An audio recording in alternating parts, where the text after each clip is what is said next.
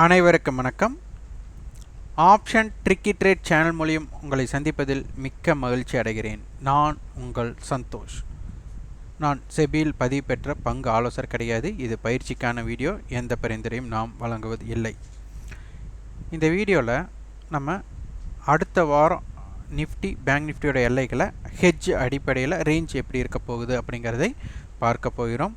அதற்கு முன்பாக நிறைய பேர் மீண்டும் மீண்டும் கேட்கிறது, ஒரு விஷயத்தை அவர் சொல்லி இது சரியா இது தவறா அப்படின்னு பார்த்து சொல்லுங்கள் அப்படிங்கிற மாதிரி கேட்டே இருக்கீங்க. நான் மீண்டும் மீண்டும் சொல்வது இதுதான், சந்தை அப்படிங்கிறது அவர்கள் பார்வையில் எப்படி இருக்கிறதோ அதுதான் சரி. இது மற்றவர்களும் சரியா தப்பா அப்படின்னு கேட்கவே கூடாது. ஏன்னா இது அவரவர் பார்வையின் அடிப்படையில். அதற்கு ஒரு முரண்பாடான ஒரு விஷயம் அனைவரும் பின்பற்றுவதின் விஷயம் நம்ம இப்போ பார்க்க போகிறோம். அது என்ன அப்படின்னா, நிஃப்டி பார்த்திங்கன்னா நம்மளுக்கு 150 புள்ளிகள் ஏறுமுகமாக முடிந்துள்ளது அப்படிங்கிறது இங்கே தெரிஞ்சாச்சு. இங்கே பாருங்கள், நிஃப்டி 10ஆம் தேதி பார்த்திங்கன்னா நம்மளுக்கு 19,355, அடுத்த நாள் 11ஆம் தேதி 19,439. அப்போது இது முந்தைய நாள் க்ளோஸை விட இந்த க்ளோஸ் அப்படிங்கிறது ஒரு பாசிட்டிவ் க்ளோசிங். அடுத்த நாள் என்ன இருக்குது, க்ளோசிங் டு க்ளோசிங் பார்க்கும்போது நெகட்டிவ் க்ளோசிங். அடுத்த நாள் என்ன இருக்குது, அதற்கு முந்தைய க்ளோஸை விட இது ஒரு பாசிட்டிவ் க்ளோசிங். அதற்கு அடுத்த நாள் அதை விட பாசிட்டிவ் க்ளோசிங். அப்போ பார்த்தா நம்மளுக்கு 3 வர்த்தக நாட்கள் நம்மளுக்கு பாசிட்டிவும், ஒரே ஒரு வர்த்தக நாள் தான் நம்மளுக்கு நெகட்டிவ்லேயும் இருந்திருக்கு. இப்போ இது பாருங்கள், இதே வரைபடத்தில் நீங்கள் பார்த்தீர்கள் என்றால் இங்கே பார்த்தீங்கன்னா உங்களுக்கு சில புரிதல் இருக்கும். இந்த இடத்துல மார்க்கெட் க்ளோஸ் ஆகிருக்கு. இதுதான் க்ளோசிங் ப்ரைஸ். அடுத்த நாளோட க்ளோசிங் ப்ரைஸ் எங்கே இருக்குது, அதற்கு மேலே தான் இருக்குது. அப்போது இது ஏன் ரெட் கேண்டில் கொடுக்கணும் அப்படின்னு நீங்கள் யோசிச்சிங்கன்னா உங்களுக்கே புரியும். அப்போது நம்மளுடைய எந்த செய்தி சேனல் எது எடுத்து நீங்கள் பார்த்தாலும் அவர்கள் எதன் அடிப்படையில் சொல்கிறாங்க, ப்ரீவியஸ் க்ளோஸிலிருந்து மேலே போனால் பாசிட்டிவ், நெகட்டிவில் வந்தால், அதாவது ப்ரீவியஸ் க்ளோஸுக்கு பிலோவில் வந்தால் நெகட்டிவ் அப்படிங்கிற ஒரு விஷயத்தை கொடுத்துருக்குறாங்க. ஆனால் இந்த வரைபடம் என்ன சொல்ல வராங்க அப்படின்னா, ஓப்பன் அபோவ் க்ளோஸ் அப்படின்னா positive closing, open below close அப்படின்னா நெகட்டிவ் அப்படிங்கிறத இங்கே கொடுத்துருக்குறாங்க. அப்போது இது எப்படி உங்களுக்கு இது நீங்கள் பார்க்கும் பார்வை சரியாக இருக்கும். இப்போ எல்லாமே பார்த்திங்கன்னா இந்த இடத்துல நிஃப்டி நம்மளுக்கு இவ்வளோ ப்ளஸ் அப்படின்னா அவங்க எதன் அடிப்படையில் இந்த ப்ளஸ்ன்னு சொல்கிறாங்க, 150 புள்ளிகள் பாசிட்டிவ் க்ளோசிங் அப்படின்னு சொல்கிறது எதன் அடிப்படையில் அப்படின்னு நீங்கள் கேள்வி கேட்டாலே ப்ரீவியஸ் க்ளோஸுன்னு தான் வரும். அப்போது இங்கே கேண்டில் ஸ்டிக்கோட நம்ம பார்வை என்ன சொல்ல வராங்க, ஓப்பன். அப்போது இங்கே இண்டிகேட்டிங் நீங்கள் எதன் அடிப்படையில் எடுத்துக்குவீங்க. அப்போது நம்ம ப்ரீவியஸ் க்ளோஸிலிருந்து பார்க்குற சைக்காலஜியாக நம்ம இந்தியாவோடது இல்லை ஓப்பன் அடிப்படையில் பார்ப்பதா அப்படின்னா, இது உங்களுக்கே தெரியும். கேண்டில் ஸ்டிக் எங்கே பிறப்பிடம் அப்படிங்கிறது எல்லாரும் சொல்கிறதா, நான் அதை ஆய்வு செய்ய கிடையாது. ஜப்பான் இம்முறை அப்படின்னு எல்லோரும் சொல்லிகிட்டு இருக்கிறாங்க. ஆனால் அது உண்மையாக பொய்யா அப்படிங்கிறது எனக்கு தெரியாது. இருந்தாலும் சொல்வதால் நானும் சொல்கிறேன், இல்லைன்னா இதோட மறுப்பு வச்சுக்கிறேன். அப்போது இவங்க ஓப்பனோட அடிப்படையில் பாசிட்டிவ் நெகட்டிவ் அப்படின்னு கொண்டு போகிறாங்க. நம்மளுடைய இந்திய கலாச்சாரப்படி, இந்திய சூழ்நிலைப்படி ப்ரீவியஸ் க்ளோஸோட அடிப்படையில் ப்ளஸ் ஆர் மைனஸ் கொடுத்துட்ருக்குறாங்க. இப்போ இதில் எது சரி எது தவறு அப்படின்னு நீங்கள் பின்பற்றுவீங்க அப்படிங்கிறது உங்கள் கையில் தான் இருக்குது. எது சரி தவறுன்னு நான் சொல்லலை. அதனால தான் நம்மளோட விஷயம் அப்படிங்கிறது ஆர்ட். இது இதுதான் சரி இதுதான் தவறு அப்படின்னு எதுவுமே பின்பற்ற முடியாது.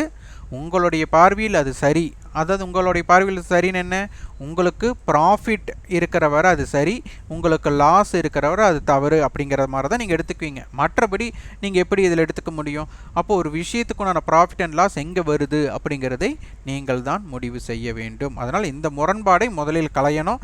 அப்போ நீங்கள் பார்க்குற பார்வை எதன் அடிப்படையில் இருக்க போகிறது அப்படிங்கிறதை நீங்கள் முடிவு செய்து கொள்ளுங்கள். ஓகே, இப்போது சென்ற வாரத்தோட திங்கக்கிழமையோட க்ளோஸில் இருந்து வெள்ளிக்கிழமையோட க்ளோஸ் அப்படிங்கிறது நம்மளுக்கு ஏறித்தான் முடிச்சிருக்கு. அதே மாதிரி சென்ற வாரம் முடிவுற்ற வேளையில் இருந்தும், சென்ற வாரம் வெள்ளிக்கிழமை முடிவுற்ற வேளையில் இருந்தும் பாசிட்டிவ்.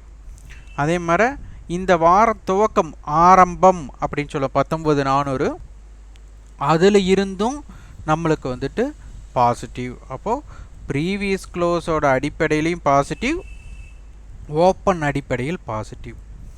அதனால தான் நம்ம ஒவ்வொரு வீடியோ பதிவிலையும் சொல்லிகிட்டு இருக்கிறது ஒரு வாய்ப்பாடாக நீங்கள் பின்பற்றுங்கள். எப்படின்னா நம்மளுக்கு பெருக்கல் வாய்ப்பாடில் ஒரு சூத்திரத்துக்கு என்ன சொல்லுவாங்க, plus into plus equal to ப்ளஸ்ஸும்பாங்க, மைனஸ் இன்ட்டு மைனஸ் மைனஸும்பாங்க, ப்ளஸ் இன்ட்டு மைனஸ் மைனஸும்பாங்க, sorry minus into minus plus, அதே மாதிரி மைனஸ் இன்ட்டு ப்ளஸ் மைனஸும்பாங்க. அதுபோல் நீங்கள் ஒரு ஃபார்முலா உங்களுக்கான பார்வையில் நீங்கள் ப்ரிப்பேர் செய்ய வேண்டும். அது எப்படின்னா ஓப்பன் அபோவ் இருந்து, ப்ரீவியஸ் க்ளோஸ் அபோவ் இருந்து என்ன ரிசல்ட் கொடுக்குறாங்கன்னு பார்க்கணும்.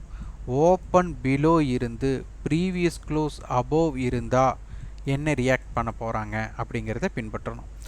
இதுவே எஸ்டர்டே ஹை அபோவ் இருந்து என்ன ரியாக்ஷன், எஸ்டர்டே ஹைக்கு பிலோ இருந்தால் என்ன ரியாக்ஷன், இதே மாதிரி எஸ்டர்டே லோவுக்கு கீழே இருந்த என்ன ரியாக்ஷன், எஸ்டர்டே ஹைக்கு மேலே இருந்த என்ன ரியாக்ஷன் அப்படிங்கிற ஒரு பார்வையில் தான் நீங்கள் இதனை பார்க்க வேண்டும்.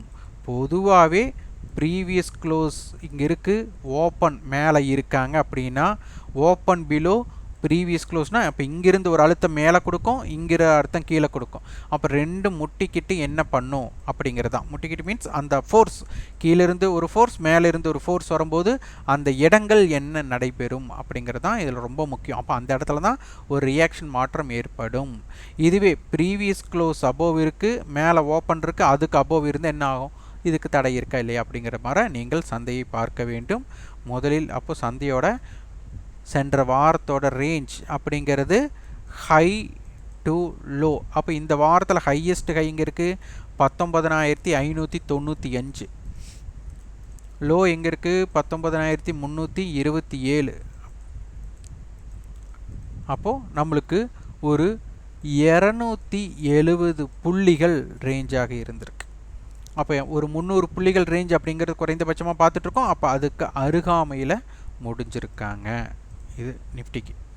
இது அப்படியே பேங்க் நிஃப்டி. அதாவது சந்தையை நம்ம வந்து பொதுவாக அதோட பல்ஸை புரிஞ்சுக்கிட்டு அதுக்கு தகுந்த மாதிரி உங்களோட வியாபார அமைப்பை பயன்படுத்தி கொள்ள வேண்டும்.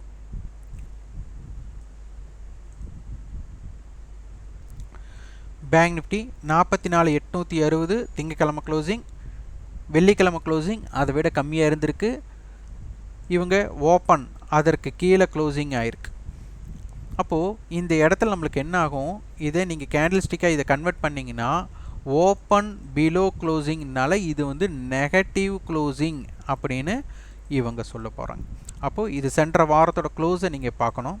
அப்போது பேங்க் நிஃப்டியோடது சென்ற வாரத்தோட க்ளோஸ் அப்படிங்கிறது 10ஆம் தேதி. இது 44,925 சென்ற வாரம் வெள்ளிக்கிழமை. இந்த வாரம் 44,819, இது வந்து 44,958 ஓப்பன். அப்போ இங்கே என்ன இருக்குது, லாஸ்ட் வீக்கோட ப்ரீவியஸ் க்ளோஸுக்கு கீழே இந்த வாரம் க்ளோஸ் பண்ணியிருக்காங்க. இந்த வாரம் this week open below closing, அதனால் இது வந்து ஒரு நெகட்டிவ் அப்படிங்கிற மாதிரி. அப்போது இது என்ன ஆகுனா இண்டெக்ஸ் ரேஷியோவில் இது ஒரு முரண்பாடு, கான்ட்ரவர்சி அப்படின்னு சொல்லுவோம். அப்போ நிஃப்டிக்கும் பேங்க் நிஃப்டிக்கும் ஒரு ஒற்றுமை இல்லாத இடத்துல இருக்குது. அப்போது சென்ற வாரம் நிஃப்டி ஏறி இருக்குது, பேங்க் நிஃப்டி இறங்கி இருக்குது. இப்போ இந்த இடத்துல நிஃப்டி நின்னா பேங்க் நிஃப்டி மட்டும் ஏறக்கு வாய்ப்பு இருக்குமா அப்படின்னு கேட்டால் அது பயங்கரமாக ஏறக்கு வாய்ப்பு இருக்கும். அப்படி இருந்தால், அப்படி இல்லாமல் பேங்க் நிஃப்டி வந்து வீக்னஸ் காமிச்சுன்னா நிஃப்டியும் கீழே கொண்டு வந்துடும், பேங்க் நிஃப்டி கீழே வந்துடும்.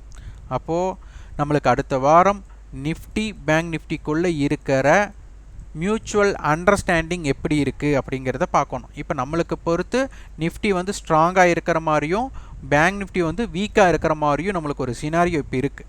அப்போ அடுத்த வாரம் நிஃப்டியை ஸ்டேபிள் பண்ணிவிட்டு பேங்க் நிஃப்டியை மட்டும் ஏற்றுனா அது பெரிய ஏற்றமாக பேங்க் நிஃப்டிக்கு அமையக்கூடிய வாய்ப்புகள் இருக்கலாம், ப்ராபபிலிட்டி சான்சஸ். இல்லை நிஃப்டியும் வீக்கு பேங்க் நிஃப்டியும் வீக்காக இருந்ததுன்னா மார்க்கெட்டை நல்லா இறக்கறக்கும் கொண்டு போகலாம். அப்போ ப்ராபபிலிட்டி ஆஃப் சான்சஸ் எப்படி இருக்க போகுது அப்படிங்கிறது. அப்போ நிஃப்டியும் ஏறுமுகமாக இருக்குது, பேங்க் நிஃப்டி ஏறுனா பேங்க் நிஃப்டி நல்லா ஏறக்க ஒரு வாய்ப்பு இருக்குமா அப்படிங்கிறதையும் பார்க்கணும். ப்ராபபிலிட்டி ஆஃப் சான்சஸ் எப்படியெல்லாம் இருக்க போகிறது அப்படிங்கிறது அடுத்த வாரத்தோட சந்தை ஆரம்பமானதற்கு அப்புறம் தான் நம்மளுக்கு தெளிவாக தெரியும். அப்போ ப்ராபபிலிட்டி ஆஃப் சான்சஸ் எப்படி இருக்குது அப்படிங்கிறத பார்க்க வேண்டும். அப்போது நிஃப்டியோட ரேஞ்சஸ் அப்படின்னு பார்த்தா நம்மளுக்கு மார்க்கெட் வந்து 19,564 க்ளோஸ் ஆகிருக்காங்க. இப்போ ஹெட்ஜ் அடிப்படையில் 19,500 கால் அண்டு புட்டு நம்மளுக்கு ஸ்ட்ரேடலாக கொடுத்துருக்குறாங்க. அப்போ இதனுடைய டோட்டல் பாயிண்ட்ஸ் அப்படின்னு எடுத்துக்கிட்டால் நம்மளுக்கு 180 புள்ளிகள். அப்போ ஹெட்ஜ் அடிப்படையில் பார்த்திங்கன்னா 19,500 + 180 மைனஸ் 180. அப்போது 19,320 19,680 வரை ஹெட்ஜோட அடிப்படையில் சந்தையோட பயணம் இருக்க போகிறது. இருந்தே தான் ஆகணும். இதுவே அட்தமணியாக சந்தை முடிஞ்ச ஸ்ட்ரைக்கோட க்ளோசிங் 19,550 கால் 550 புட் இவங்க ரெண்டு ப்ரீமியத்தையும் நம்ம ஆட் பண்ணால் 110 + 63 ஒரு 170 புள்ளிகள் நம்மளுக்கு வராங்க. அப்போ 19,550 + 170 மைனஸ் 170. அப்போ 19,550 மைனஸ் 170னா 19,380. 19,550 200 புள்ளிகளை கூட்டினா 19,750. அதிலிருந்து 30 புள்ளிகளை கழிச்சிட்டா 19,720. அப்போ சந்தையோட பயணம் 19,380 19,720 இருக்கலாம். 19,550 கால் 109 ரூபா அப்படிங்கும்போது 19,659. அதே மாதிரி 19,550 புட்டு 63 ரூபா அப்படின்னால 19,487. சந்தையோட பயணம் 19,487 19,659 இருக்கலாம். இது இந்த மாதிரி தான் நம்ம ரேஞ்சை வந்து ஃபிக்ஸ் பண்ணணும். அடுத்தது பேங்க் நிஃப்டி. இப்போது நிஃப்டிக்கு ஸ்ட்ராடல் இருந்த மாதிரி பேங்க் நிஃப்டிக்கு ஸ்ட்ராடல் இல்லை. 44,800 கால் 44,800 புட் 44,700 புட் வந்து போட்டியாளர்களாக இருக்காங்க. இப்போது சந்தை வந்துட்டு நம்மளுக்கு வீக்னஸாக இருந்தால் எப்படி இருக்கும், பாசிட்டிவாக இருந்தால் எப்படி இருக்க போகுது அப்படிங்கிறத பார்க்கணும். இதே பேங்க் நிஃப்டி நாளை தினம் பாசிட்டிவாக இருக்கக்கூடிய வாய்ப்பு இருந்து 44,800க்கு மேல்முகமாகவே இருக்கக்கூடிய வாய்ப்பு இருந்தால் சந்தை மேல்முகமாகவும், அதே மாதிரி 44,800க்கு கீழே நிலை பெற்று கீழே இருந்தால் நம்மளுக்கு 44,500 மட்டும் கீழே போகிறக்கான வாய்ப்புகளும் இருக்கலாம். இது வந்து உங்களுடைய அடிப்படையில் புரிந்து கொள்ளுங்கள். இப்போ 44,800 கால் மற்றும் புட் இப்போ நம்மளுக்கு பேங்க் நிஃப்டி ஸ்பாட் எங்கே இருக்கோ அப்படிங்கிறத பார்க்கணும். 44,819. அப்போ 44,800 கால் அண்டு புட்டு தான் 44,800 கண்ட்ரோல் பண்ண போகிறாங்க. அப்போ அவங்களுடைய ப்ரீமியம் 282 + 180 480 460 புள்ளிகள் இவங்க இருக்கிறாங்க. அப்போது 44,800 + 460 அப்போ 45 260 44,800 மைனஸ் 460 அப்போ 44,340. அப்போ சந்தை 44,340 45 260 வரை இருக்கக்கூடிய ரேஞ்ச் இருக்குது. அப்போ இந்த ரேஞ்ச் பிரேக் அவுட்டுக்கு அப்புறம் என்ன நடைபெறுகிறது அப்படிங்கிறதை பார்த்து முடிவு செய்து கொள்ளலாம். இப்போது மார்க்கெட்டோட ரேஞ்சை ஆப்ஷன் பிரீமியத்தில் அடிப்படையில் பார்ப்பது உங்களுக்கு எப்படி உதவுகிறது அப்படிங்கிறதை நீங்கள் வந்து அடிப்படையாக ஃபீட்பேக்காக கொடுங்க. அதே மாதிரி நம்மளோட ப்ரீவியஸ் க்ளோஸோட அடிப்படையில் சந்தை பார்ப்பது சரியா தவறா இல்லை ஓப்பன் அடிப்படையில் பார்க்கணுமா அப்படிங்கிறதை உங்கள் ஃபீட்பேக்காக நீங்கள் கமெண்ட் பாக்ஸில் பதிவு பண்ணுங்கள். நன்றி, வணக்கம்.